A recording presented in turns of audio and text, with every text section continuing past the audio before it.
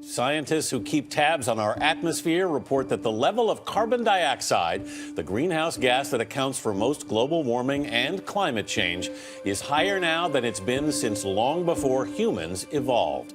We have over 113 million people that are marching toward the brink of starvation when we only had 80 million just 2.5, 3 years ago. Ocean pollution is now also having a detrimental effect on human health. Coral reefs are suffering a severe underwater heatwave, resulting in the third global bleaching event seen in oceans around the world. The water crisis is now listed by the World Economic Forum as the biggest global risk for its potential impact on society. There's no one policy answer that's correct, but we need to be having a conversation about what the policy solution is, not whether there's a problem.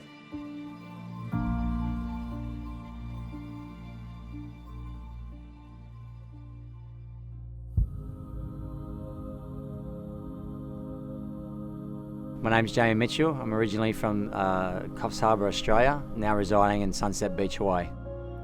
When I was young, about 5 years old, I got diagnosed with chronic asthma. It was a pretty devastating blow for me and my family, I guess, at the time. He spent lots of time in hospital. He'd be in hospital on a ventilator and having a special Ventolin through his system to help him breathe. I couldn't go on to birthday parties after a certain time. I couldn't have pillow fights because of the dust from that, and so it was a pretty big change for me. And one of our doctors said, look, the best thing you can try and do for him is get him into swimming. It regulates your breathing. It helps with asthma. It's not going to cure it, but it's going to do a lot for it. I got put into the Nippers, which is like a junior lifeguard program in Australia. I think then was like when I started to really understand, like learning about the ocean. What are the advantages I can get of diving down under the water deeper or grabbing the sand, or how do I body surf better than everyone? Like, what are the techniques? And so that became the obsession. And I think that from when I really was able to start to understand, you know, how to not manipulate the ocean, but really use it to my advantage, I think that's when I fell in love with the ocean. Winning the Molokai for 10 years in a row was something that I really couldn't even dreamed of. Jamie's one of those rare individuals that has a whole lot of natural talent, and his read on the water is phenomenal. You know, there's something about that race that took me personally to a whole nother level.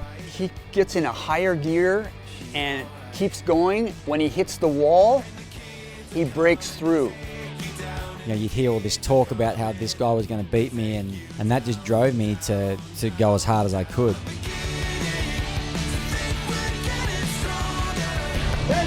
World champion. He's professional in two sports, paddling and big wave surfing. Sideline and that rail gives up a little bit of trouble. Great balance to Jamie Mitchell. I feel comfortable knowing that he can get through almost anything. He's had some horrendous wipeouts. I do set high goals and expectations for myself, and I think that allows me to go after them, and I'm not scared to not achieve my goals.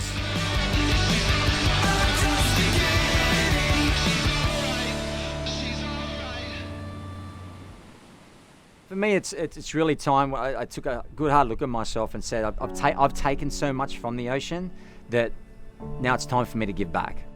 You know, I have two young daughters that are 4 and 2. I just want them to have the opportunity. I want them to be able to go out and catch a fish and eat it. I want them to be able to go and free dive and without, you know, swallowing plastic. You know, I want them to, you know, just to be able to enjoy it. You know, and I feel like the way that things are going, we may not have that opportunity.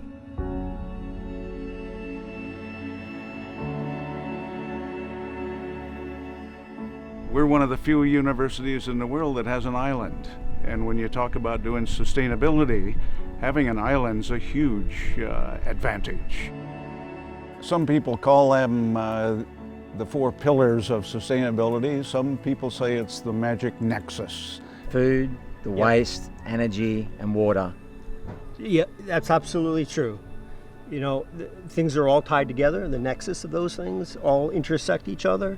It's really great to know that the stuff we do every day, these 4 pillars, can be moved from our place into somebody's home and show them how to do it. But for each of the pillars, there's a level of expression that's really important, and we call them the 3 Ps. One is the personal way you deal with this pillar, the other is the professional way that you do it, and the third is the political way. And this is different from anything we would have thought of years ago because we just think about the science. So I think it's important to take it to the next level and give the USC and the Wrigley Institute the outreach it needs to get this out to the world, to the public, so they understand what these good people are doing. 7 crossings is a paddle, 7 channels, 7 crossings. It's going to start up in the Northern Channel Islands and we're going to finish right here in Catalina. About a total of over 150 miles. Love you guys. 7 hours, 7 minutes and 53 seconds, and still not there. This is definitely the most alive that I've seen on all the islands. Baby's starting to feel it a little bit now. Shoulders, neck, a little bit of cramping. Don't let me just fucking paddle or I don't know where the fuck I'm going. You know, without risk, there is no reward, and this is something that I believe in. It's something that I'm willing to risk to get the reward, for my kids, for the future, for future generation. The project is going to finish here on Catalina, but that's when the journey begins. Oh, what a wonderful world.